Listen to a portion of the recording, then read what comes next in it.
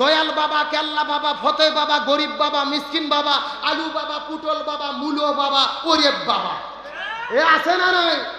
এগুলো জিকিরের ট্রেনিং দেয় বাংলাদেশের প্রধান ভণ্ড মুফতি গিয়াসউদ্দিন তাহেরি। এ কথা কর না কে? আমার তো মনে বলেন নামের আগে থেকে মৌলানার মুফতিকে কাটে দেওয়া দরকার। আর জিকির কি?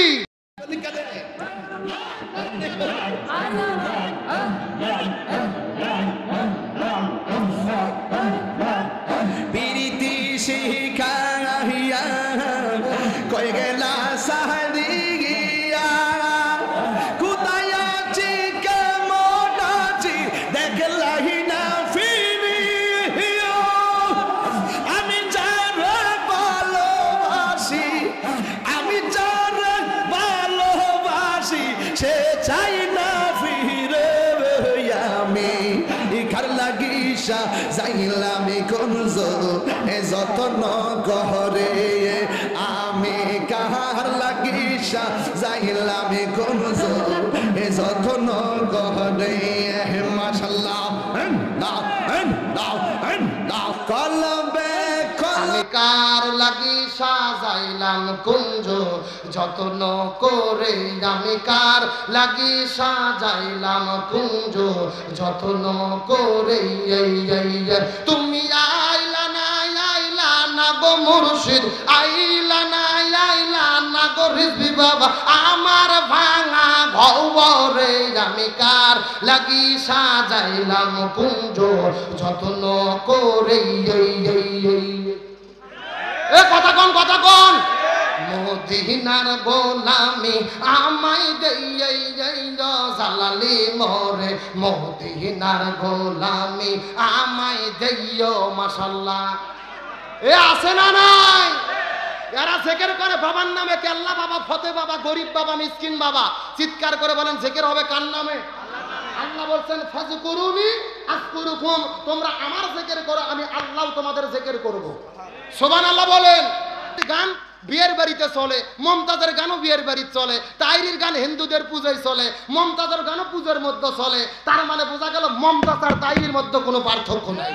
তাইরি হলো বাউল বক্তা, তার কারণ তাইরির ভেতরে আর মমতাজের মধ্যে কোনো পার্থক্য নাই। এ কথা কর না কা? ওই তাইরি মাইক পাইলেই নাচানাচি, মাইক পাইলেই লাফালাফি। ওই তাইরির গান বিয়ের বাড়িতে চলে, মমতাজের গানও বিয়ের বাড়িতে চলে, তাইরির গান হিন্দুদের পূজায় চলে, মমতাজের গানও পূজার মধ্যে চলে। তার মানে বোঝা গেল মমতাজ আর তাইরির মধ্যে কোনো পার্থক্য নাই। এ জোরে কোন? ওরা হলো জাত ভাই বোন, মানে কোম্পানি একই, শুধু মডেল আলাদা। কথা কোন? মানুষ কত জাহিল হতে পারে। আমার দিকে তাকান, গত 2 দিন আগে দেখলাম গিয়াসউদ্দিন তাইরি লিচুর গাছে চড়েছে, এক বাদা লিচু পাড়ার পরে বলতিছে এই লিচু আমি শায়েখ আহমদুল্লাহকে হাদিয়ে দেব, মুফতি আমির হামজাকে হাদিয়ে দেব, তারা যদি আমার কাছে ক্ষমা চায়। আরে ভাই, এই সমস্ত বক্তাদেরকে দেখে বোঝার বুদ্ধি নাই, এরা বক্তা নাকি টিকটক আর পার্থক্য বোঝা যায় না। এ যুবকেরা কথা বলো। আর যেভাবে তার বডি ল্যাঙ্গুয়েজ, কথা বলার ধরন, এরা লেডিস না জন্ডিস বোঝার কোনো বুদ্ধি নাই। এই জন্য বলতে চাই, আর দয়া করে ফতুয়াবাজি করো না। শায়েখ আহমদুল্লাহর বিরুদ্ধে এক ভণ্ড হুজুর গান গেয়েছিল, ও শায়েখ আহমদুল্লাহ তুমি ক্ষমা চাও না, কি ভুল করেছো তুমি বলো না। সিনেমার গান নকল করে গাইলো গান। গতকালকে লাইভে সেই ভণ্ড বক্তা বলতিছে আমি খুবই বিপদে পড়েছি, আমাকে একটু হেল্প করেন, আমাকে সাহায্য করেন, এলাকার মানুষ আমাকে দেখতে পারতেছে না, যেখানেই যাই অপমানিত হচ্ছি। আমরা বলি এ ভণ্ড বক্তা, দুনিয়াতে শুধু অপমানিত নয়, তুমি মরিয়া দেখো ফেরেশতারা তোমাদের জন্য লাঠি আর বাটাম নিয়ে রেডি আছে। তার কারণ কি? তুমি হক্কানি আলেমের বিরুদ্ধে কথা বলেছো, ও বলতিছে আমার গোপন ভিডিও ভাইরাল করে দিতে পারে। আমাদের এলাকায় একটা কথা আছে, চোরের মন, যখন চোরের মন, কে রে তোর গোপনে কি এমন ভিডিও আছে তোর এত ভয় লাগে কে? আমার তো মনে চাচ্ছে একে গণধোলাই দিয়ে রিমান্ডে নিয়ে বের করা দরকার, এর জীবনে কত ভণ্ডামি আছে। সুতরাং আমরা বলতে চাই, আলেমদেরকে বলবো আর দলাদলি করবেন না, আমাদের পিঠ দেওয়ালের সঙ্গে ঠেকে গেছে। এই বাংলাদেশে আলেমরা যদি আমরা এক হতে না পারি, এই মুসলমানদের বাংলাদেশে আরো 12টা বাজবে। সুতরাং আসুন আল্লাহ আমাদেরকে এক হওয়ার মতো তৌফিক দান করুক, বলেন আমিন। তাহলে হযরত ইব্রাহিম আলাইহিস সালামের জীবনে পরীক্ষা নিচ্ছেন কে? আর জোরে বলেন। আমার প্রিয় বন্ধুগণ, মুসলমান ভাইরা গভীর মনোযোগ। হযরত ইব্রাহিম আলাইহিস সালামের 86 বছর বয়স হয়ে গেল, যখন সন্তান আসে না, সন্তান চাই কার কাছে? একটু জোরে কথা বলেন। এ পেছন থেকে ভাইরা কথা বলেন, সন্তান চাই কার কাছে? তার মানে আমাদেরও যদি সন্তান হয়, সন্তান চাবো কার কাছে? হযরত ইব্রাহিম আলাইহিস সালাম যখন আল্লাহর কাছে ফরিয়াদ করে বলেন, রব্বি হাবলি মিনাস সলিহিন, হে আল্লাহ আপনি আমাকে নেককার সন্তান দেন।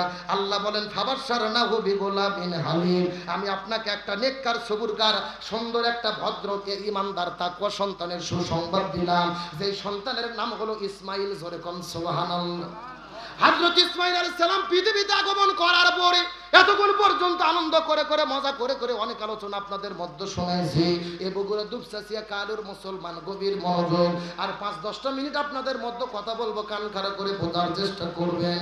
হযরত ইব্রাহিম আলাইহিস সালাম যখন পৃথিবীতে, হযরত ইসমাইল আলাইহিস সালাম যখন পৃথিবীতে আগমন করলেন, চলতে চলতে যখন বয়স বেড়ে গেল, ইসমাইলের বয়স যখন 9 বছর পরিমাণ হতে পারে তাফসীরের মধ্যে এসেছে, যখন ইসমাইল আলাইহিস সালাম হেঁটে বেড়ানোর বয়সে যখন উপনীত হয়ে গেল, একদিন আল্লাহ তাআলা ইব্রাহিমকে স্বপ্নের মতো দেখায়া দিল, হে ইব্রাহিম তুমি আল্লাহর জন্য তোমার প্রিয় বস্তুকে কুরবানি করে দাও।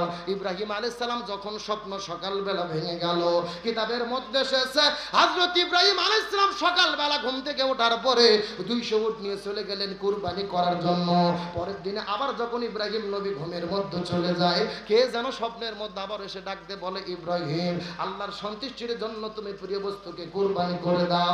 ইব্রাহিম আলাইহিস সালাম 2 নম্বর দিনে আবার 200 উট নিয়ে যে আল্লাহর নামে কুরবানি করলেন, কুরবানি কবুল হয় না। পরের দিনে রাতের বেলা স্বপ্নের মধ্যে আবার আল্লাহ জানাই দিল, হে ইব্রাহিম তোমার প্রিয় বস্তুকে কুরবানি করে দাও। ইব্রাহিম আলাইহিস সালাম মনে মনে টেনশনের মধ্যে পড়ে গেল। 1 নয় 2 নয় 3 দিন ধরে 200 টাকার উট কুরবানি দিল, তারপর আল্লাহ তাআলা কুরবানি কবুল করলো না। ইব্রাহিম নবীর বোঝা তো আর বাকি থাকলো না। ইব্রাহিম নবীর জীবনের সবচেয়ে মূল্যবান সম্পদ হলো তার সন্তান ইসমাইল। 86 বছর বয়সে আল্লাহর কাছে প্রার্থনা করে গ্রহণ করেছিল। ইব্রাহিম আলাইহিস সালাম স্বপ্নের মধ্য থেকে ওঠার পরে মনে মনে পরিকল্পনা করলেন তার সন্তান ইসমাইলকে আল্লাহর কুরবানি করবেন। জোরে বলেন না আল্লাহু আকবার, আরো জোরে বলেন না আল্লাহু আকবার। আমার প্রিয় বন্ধুগণ, মুসলমান ভাইরা গভীর মনোযোগ। আমরা কুরবানি করি কিন্তু কুরবানির অনুভূতি বুঝতে পারি না, কুরবানির ইতিহাস আমাদের ভুলে গেলে চলবে না। পরের দিনে সকালবেলা ইব্রাহিম নবী মনে মনে চিন্তা করেছে, আমার প্রিয় বস্তু ইসমাইলকে আমার কুরবানি দেওয়ার দরকার। বিবি সারার সঙ্গে পরামর্শ করার পরে ইব্রাহিম আলাইহিস সালাম চলে গেলেন যেই জায়গার মধ্যে বর্তমানে কাবা ঘর আছে, ওই জায়গার মধ্যে হাজেরা আর ইসমাইলের বসবাস। ইসমাইলের কাছে যাওয়ার পরে ইব্রাহিম নবী তার স্ত্রী হাজেরাকে ডাকতে বলে, বিবি হাজেরা সন্তানটাকে সুন্দর করে সাজুগুজু করে দাও, আমি সন্তানটাকে নিয়ে একটু আত্মীয়র বাড়িতে দাওয়াত খাওয়ার জন্য যেতে চাই। এই কথা বলার পর হযরত ইব্রাহিম আলাইহিস সালাম যখন হাজেরাকে বললেন, হাজেরা আলাইহিস সালাম সন্তানটাকে সুন্দর করে সাজুগুজু করে দিয়ে চোখের মধ্যে সুরমা লাগায়া দিয়া সুন্দর করে নতুন জামা পরে দিয়ে বাবার হাতে তুলে দিলেন। হযরত ইব্রাহিম আলাইহিস সালাম তার সন্তান ইসমাইলকে সঙ্গে করে নেওয়ার পরে মরুভূমির মধ্যে চলে যাচ্ছেন, মিনা পাহাড়ের পাদদেশে সন্তানকে কুরবানি করবে। সন্তানটাকে নিয়ে যখন মিনা পাহাড়ের দিকে যাওয়া শুরু করে দিলেন, শয়তান তো বসে থাকে নাই। শয়তান ইসমাইলের কাছে যাওয়ার পরে ডাকতে বলে, ইসমাইল তুমি কোথায় যাচ্ছ? ইসমাইল ডাকতে বলে, আমি আমার বাবার সঙ্গে দাওয়াত খাওয়ার জন্য যাচ্ছি। শয়তান ইসমাইলকে বাদ দিয়ে বাড়িতে চলে গেলেন হাজেরার কাছে। হাজেরার কাছে যাওয়ার পরে ডাকতে বলে, বিবি হাজেরা তোমার সন্তান কোথায় গিয়েছে জানতে চায়। হাজেরা ডাকতে বলে, আমার সন্তান তার বাবার সঙ্গে দাওয়াত খাইতে গেছে। শয়তান ডাকতে বলে, না না না ভুল বলতেছো, তোমার সন্তানটা তো দাওয়াত খাওয়ার জন্য যায় নাই, তোমার সন্তানটাকে তোমার স্বামী নিয়ে গেছে কুরবানি করার জন্য। এমন সময় ডাকতে বলে, হাজেরা বাবা কখনো সন্তানটাকে হত্যা করতে পারে না। শয়তান ডাকতে বলে, তোমার সন্তানটাকে ইব্রাহিম কুরবানি করবে আল্লাহর হুকুমে, আল্লাহ হুকুম করেছে সন্তানটাকে কুরবানি করার জন্য। হাজেরা কথাটা শোনার পরে ডাকতে বলে, এ শয়তান তুমি ভালোভাবে জেনে নাও, আল্লাহ যদি হুকুম করে আমার ইসমাইলকে কুরবানি করার জন্য রে, আমি আমার সন্তান এক ইসমাইল কেন আল্লাহর সন্তুষ্টি অর্জনের জন্য আমি হাজেরা আমার হাজার হাজার ইসমাইলকে আল্লাহর জন্য কুরবানি করতে চাই। লিল্লাহি তাকবীর। আমার বন্ধুগণ, মুসলমান ভাইরা গভীর মনোযোগ। ইমানের পরীক্ষা কাকে বলে, কুরবানির অনুভূতি কাকে বলে, অন্তর দিয়ে কথাগুলো সুন্দর করে বোঝার চেষ্টা করবে। এই কথা শোনার পরে শয়তান বুঝতে পারলো হাজেরাকে তো কুমন্ত্রণা দেওয়া গেল না। ওখান থেকে বের হওয়ার পরে আস্তে করে মানুষের ভেষ ধরে চলে গেলেন শিশু সন্তান ইসমাইলের কাছে। ইসমাইলের কাছে যাওয়ার পরে ডাকতে বলে, বাবা তুমি কোথায় যাইতেছো জানতে চাই। ইসমাইল বলে, আমার বাবার সঙ্গে তার বন্ধুর বাড়িতে দাওয়াত খাইতে যায়। শয়তান ডাকতে বলে, না তোমার বাবা তোমাকে দাওয়াত খাওয়ানোর জন্য নিয়ে যায় না, তোমার বাবা তোমাকে হত্যা করবে। দেখো তোমার বাবার কাপড়ের ভিতরে একটা ছুরি লুকিয়ে রাখা হয়েছে, এই ছুরি দিয়েই তোমাকে কুরবানি করবে, জবে করবে। ইসমাইল লাগতে বলে, না একটা বাবা কখনো তার সন্তানটাকে হত্যা করতে পারে না, কথা কখনোই সত্য হতে পারে না। শয়তান ডাকতে বলে, অবশ্যই তোমার বাবা তোমাকে হত্যা করবে, তোমাকে কুরবানি করবে আল্লাহর হুকুমে, আল্লাহর সন্তুষ্টির জন্য। তার কারণ হলো এমনটি হুকুম আল্লাহ তাআলা আসমান থেকে করেছে। ইসমাইল ডাকতে বলে, শয়তান রে, তুমি আমাকে কুমন্ত্রণা দিতে চাও, তুমি আমাকে আঘাত দিতে চাও, তুমি আমাকে ভুল বুঝাইতে চাও, ঈমান হারা করতে চাও। এই শয়তানের বাচ্চা জেনে রাখো, আল্লাহ যদি হুকুম করে আমি ইসমাইল কুরবানি হওয়ার জন্য, আমি ইসমাইল শুধু একবার নয় রে শয়তান, আমি আল্লাহ যদি হুকুম করে আমি ইসমাইল আল্লাহর জন্য হাজার হাজার বার আল্লাহর জন্য কুরবানি হতে চাই। আমার প্রিয় বন্ধুগণ, মুসলমান ভাইরা গভীর মনোযোগ। ইমানের পরীক্ষা কাকে বলে গভীর মনোযোগ দিয়ে শেষ কথাগুলো অন্তর দিয়ে মাথার মধ্যে ঢোকানোর চেষ্টা করবে।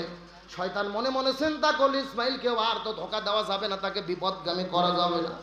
ইসমাইল আলাইহিস সালাম আবার তার বাবার কাছে ডাক দিয়ে বলে, বাবা তুমি কি আমাকে কুরবানি দেওয়ার জন্য নিয়ে যাচ্ছ নাকি ঘটনাটা সত্য করে খুলে বলো। ইব্রাহিম আলাইহিস সালাম তার সন্তানটাকে ডাক দিয়ে বলে, হে সন্তান, আল্লাহ হুকুম করেছে তার সন্তানের সন্তুষ্টির জন্য কুরবানি তোমাকে করব। ইসমাইল ডাক দিয়ে বলেন, আল্লাহ। ইসমাইল ডাক দিয়ে বলেন, আব্বা আমার বাবা আপনি আমাকে কুরবানি করবেন, কিন্তু শয়তান আমাকে কুমন্ত্রণা দেয়, শয়তানটাকে আটকাতে হবে। এমন সময় বাবার সন্তান মিলে বুদ্ধি করার পরে হাতের মধ্যে 7টা পাথর নেওয়ার পরে ওই শয়তানকে নিক্ষেপ করেছিল ওই জায়গার ভেতরে। আজকেও তামাম পৃথিবীর লক্ষ লক্ষ কোটি কোটি মানুষেরা মক্কায় হজ করতে যায়, যেই জায়গায় ইব্রাহিম এবং ইসমাইল মিলে শয়তানটাকে পাথর মেরেছিল রে, ওই জায়গায় লক্ষ লক্ষ মানুষেরা হজ করতে গিয়ে আজকেও পাথর নিক্ষেপ করে। জোরে বলেন না মারহাবা। আমার প্রিয় বন্ধুগণ, মুসলমান ভাইরা গভীর মনোযোগ। হযরত ইব্রাহিম আলাইহিস সালাম সন্তানটাকে ডাকতে বলে, ইয়া বুনাইয়া, হে আমার বৎস, আমি স্বপ্নের মধ্যে দেখেছি তোমাকে কুরবানি করতেছি, এখন আমি কি করব বলো। শয়তান ডাকতে বলে, আল্লাহ যেভাবে হুকুম করেছে, আপনি যেভাবে স্বপ্ন দেখেছেন সেইভাবেই করেন। আমি সন্তান আল্লাহর জন্য কুরবানি হতে প্রস্তুত হয়ে গেলাম। সুবহানাল্লাহ। কিন্তু বাবা আপনার কাছে আমার 3টে ওসিয়ত আছে। ও বাবা আপনি আমাকে কুরবানি করেন, আমার কোনো আপত্তি নাই, তবে আপনার কাছে 3টা চাওয়া আছে। ইব্রাহিম নবী ডাক দিয়ে বলেন, বাবা কি 3টা চাইতে চাও বলো তো দেখি। ইসমাইল ডাক দিয়ে বলে, বাবা আপনার কাছে 1 নম্বর ওসিয়ত হলো, আমাকে যখন কুরবানি করবেন, কুরবানি করার আগে রসা বের করার পরে আমার হাতগুলোকে আপনি বেঁধে ফেলবেন, আমার পাগুলোকে আপনি বেঁধে ফেলবেন, আমি যেন নড়াচড়া করতে না পারি। আমি নড়াচড়া করতে গিয়ে যদি বেদবি হয়ে যায়, আপনি বাবা আপনার সঙ্গে যদি বেদবি করি আল্লাহর কাছে হিসাব দিতে পারবো না। ও বাবা আপনার কাছে 2 নম্বর ওসিয়ত হলো, আমাকে যখন আপনি জবে করবেন, আমাকে যখন আপনি কুরবানি করবেন, আমার মাথাটা চিৎ করে শুয়ে দিয়ে মাথাটা আপনি মাটির দিকে রাখবেন, আমাকে মাটির উপরে ওপর করে শুয়ে দেবেন, আমার এই মুখমণ্ডল চেহারাটা যেন মাটির দিকে থাকে। আপনি চাকু যখন ছাড়াইবেন, জবে যখন করবেন, আপনি বাবা আপনার চোখ যখন আমার চোখের দিকে যেন না পড়ে। তার কারণ হলো আপনি বাবা 86 বছর বয়সের ভেতরে বারবার আল্লাহর কাছে ফরিয়াদ করে করে আমাকে চেয়ে নিয়েছিলেন। আমি আপনার বড় আদরের ধন কলিজার টুকরা, আমাকে জবে করতে গেলে, কুরবানি করতে গেলে আপনার চোখের সঙ্গে যদি আমার চোখটা পড়ে যায়, আমাদের মধ্যে ভালোবাসা মহব্বত জাগ্রত হতে পারে। আপনি সেই সময় জবে করতে হয়তো বা পারবেন না, কষ্ট হবে। ও বাবা আপনার কাছে ফরিয়াদ করে বলি, আপনি জবে করার আগে আমার এই মুখটা মাটির দিকে চিৎ করে শোয়াই দেবেন। জোরে কন্যা মারহাবা। আমার প্রিয় বন্ধুগণ, মুসলমান ভাইরা গভীর মনোযোগ।